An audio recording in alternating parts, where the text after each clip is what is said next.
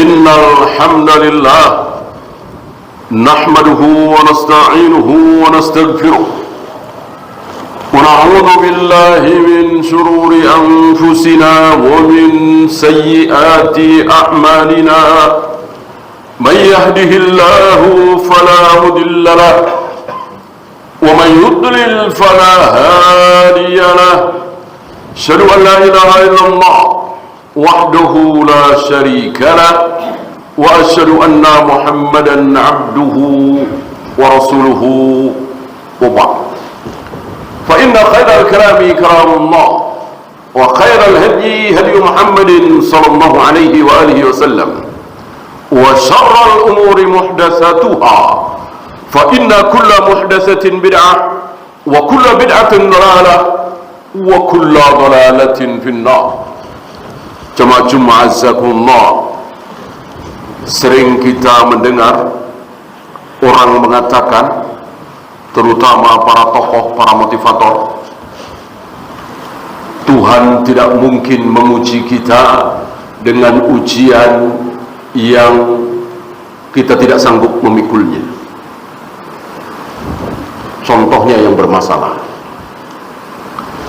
Kalau Tuhan tahu, kalau Allah tahu kita diuji dengan kekayaan gak sanggup, Allah tidak akan menguji kita dengan kekayaan.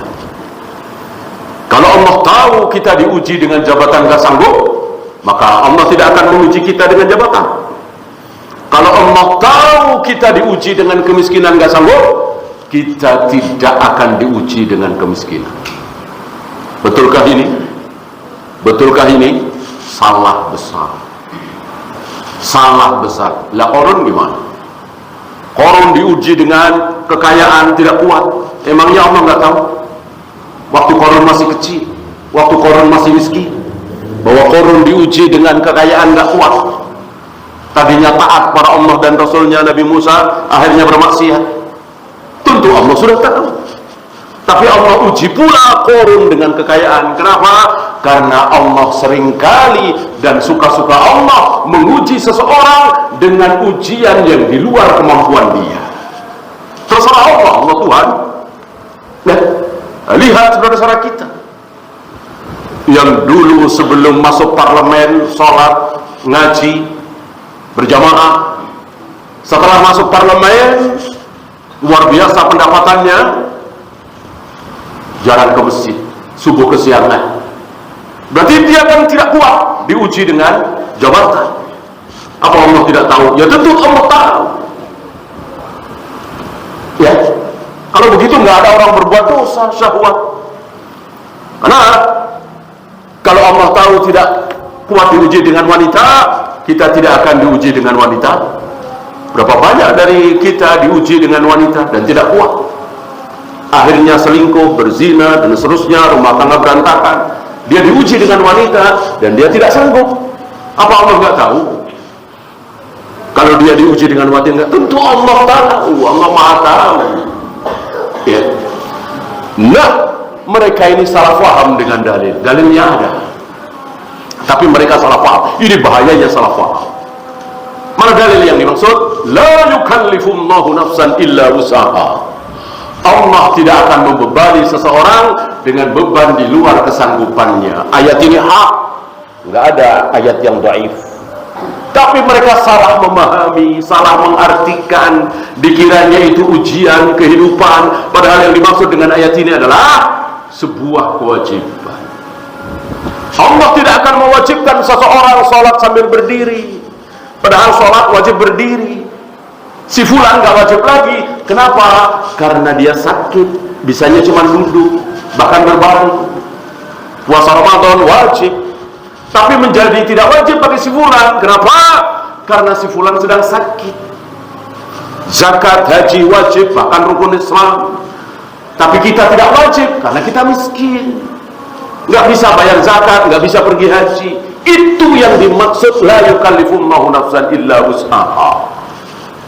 Bukan ujian kehidupan. Kalau ujian kehidupan bukan 1, 2, bahkan bukan 1000, 2000, bahkan jutaan, bahkan ratusan juta orang yang diuji dengan Allah dan akhirnya tidak kuat, akhirnya berbuat dosa, akhirnya korupsi, akhirnya berzina, dan seterusnya. Itu jutaan. Disinilah wajib bagi kita untuk memahami Al-Quran dan Sunnah dengan pemahaman yang benar. Pemahaman siapa? Pemahaman yang benar. Siapa lagi kalau bukan sahabat.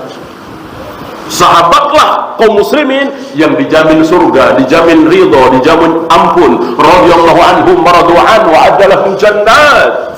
Allah telah persiapkan surga bagi mereka para sahabat.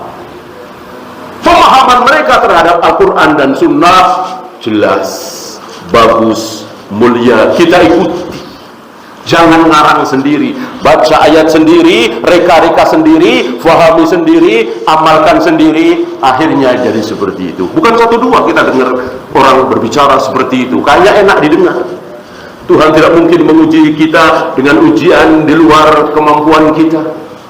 Tidak mungkin ujian yang Allah berikan kepada kita membuat kepala kita pecah. Kata siapa? Berapa banyak orang yang kepalanya pecah? Bukan satu dua. Dia naik motor, jatuh, kelindas truk, pecah kepalanya. Apa itu bukan ujian? Terserah Allah. Kenapa jadi kita yang ngatur?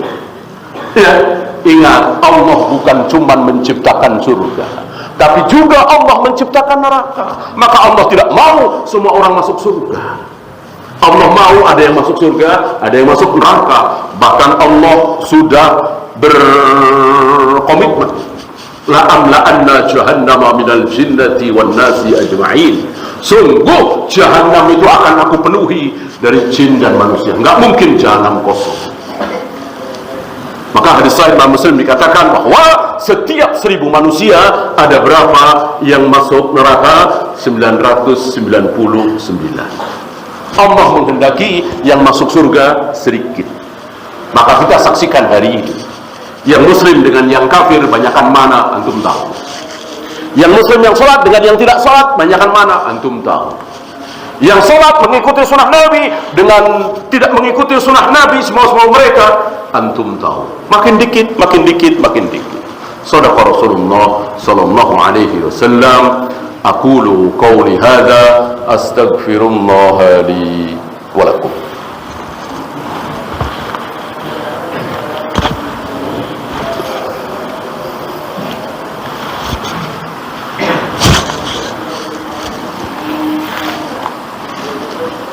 Alhamdulillah hamdan katsiran thayyiban mubarakan fih kama yuhibbu rabbuna wa yarda. Asyhadu an la ilaha illallah wahdahu la syarika lah wa asyhadu anna Muhammadan 'abduhu wa rasuluhu wa ba'd. Ayuhal ikhwah, salah satu doa yang tidak boleh kita panjatkan adalah berdoa dengan sesuatu yang mustahil. Tidak boleh. Tidak boleh. Misalnya kita berdoa supaya es itu menjadi panas, supaya air mendidih itu menjadi dingin. Bolehkah? Tidak boleh. Ini melawan sunnatullah. Allah sudah firmankan, walan tajida li sunnatillahi tabdila. Namanya sunnatullah tidak mungkin berubah. Itu sunnatullah. Kecuali kehendak Allah, terserah. Sebagaimana api tidak bisa membakar badan Nabi Ibrahim alaihi salatu wasallam, itu kehendak Allah. Bukan doa Ibrahim, kan? Bukan doa Ibrahim, bukan permintaan Nabi Ibrahim, tapi itu kehendak Allah. Nabi Ibrahim sudah pasrah. Nah, salah satu doa yang ada di Al-Quran terusan dari ayat itu, Rabbana wa la tuhammilna ma la taqata lana bi. Ya Rabb, ya Allah, jangan uji kami dengan ujian yang kami tidak sanggup memikulnya. Jika Allah tidak mungkin menguji seseorang dengan ujian yang dia tidak sanggup memikulnya, berarti sia-sia dong doa ini. Mana mungkin Allah dan Rasulnya mengajarkan kepada kita doa yang sia-sia seperti tadi. Ya Allah, jangan jadikan Nabi lagi setelah ini. jangan jadikan aku sebagai seorang nabi. Ini kan sia-sia, kan gak mungkin. Nabi terakhir adalah Muhammad Rasulullah SAW. Gak mungkin ada nabi lagi setelah beliau. Tiba-tiba kita berdoa, ya Allah jangan jadikan aku seorang nabi. Ya, sia-sia. Termasuk doa tadi, sia-sia dong. Kalau Allah tidak akan menguji seseorang di luar kesanggupannya, berarti doa itu sia-sia. Rabbana wa la tuhammilna ma la taqata lana bih. Ya Allah jangan uji kami dengan ujian yang kami tidak sanggup memikulnya. Sia-sia. Dari sini kita tahu bahwa doa itu tidak sia-sia. Mana mungkin ada doa sia-sia di dalam Al-Quran. Dengan demikian kita yakin, seyakin-yakinnya Allah akan menguji kita dengan ujian yang kita tidak sanggup memikulnya. Maka kita harus takut, maka kita harus ngeri, maka kita harus berdoa memohon kepada Allah, merengek, Rabbana wa la tuhammilna ma la taqata lana bih. Ya Allah jangan uji kami dengan ujian yang kami tidak sanggup memikulnya. Itu doa Nabi alaihi salatu wassalam, merengek seperti itu. Apalagi kita, beda dengan orang awam atau para motivator itu, seolah begitu sombongnya di hadapan Allah, merasa aman. Nggak mungkin. Mereka lupa bahwa Allah menciptakan setan, Allah menciptakan iblis, Allah menciptakan neraka sengaja. Supaya apa? Supaya ada orang yang baik, ada orang yang tidak baik. Kalau Allah menghendaki kebaikan semua, ya selesai. Ngapain Allah ciptakan iblis? Ngapain Allah ciptakan setan? Atau barangkali Allah beri hidayah iblis mau sujud kepada Adam, selesai. Jika Allah menghendaki secara kauniyah iblis mau sujud kepada Adam, bisakah? Ya bisa sekali. Innama amruhu idza arada syai'an ay yaqula lahu kun fayakun. Kalau Allah menghendaki sesuatu, cukup mengatakan kun jadilah, maka pasti terjadi. Maka jika Allah menghendaki iblis mau sujud kepada Adam, bisa. Tinggal kasih hidayah saja sama iblis, akhirnya mau sujud kepada Adam. Kalau iblis mau sujud kepada Adam, selesai. Adam di surga bersama Hawa, iblis di surga, anak cucu Adam lahir di surga, selesai. Nggak ada perzinahan, khomer, judi, ini, itu, nggak ada. Semuanya taat kepada Allah. Tapi Allah nggak mau. Kenapa? Terserah. Allahumma salli ala Muhammad wa ala ali Muhammad kama sallaita ala Ibrahim wa ala ali Ibrahim innaka Hamidum Majid. Allahumma ighfir lil muslimina wal muslimat wal mu'minina wal mu'minat al ahya'i minhum wal amwat. Rabbana la tuzigh qulubana ba'da idh hadaytana wa hab lana min ladunka rahmah innaka antal wahhab. Rabbana atina fid dunya hasanah wa fil akhirati hasanah wa qina adzaban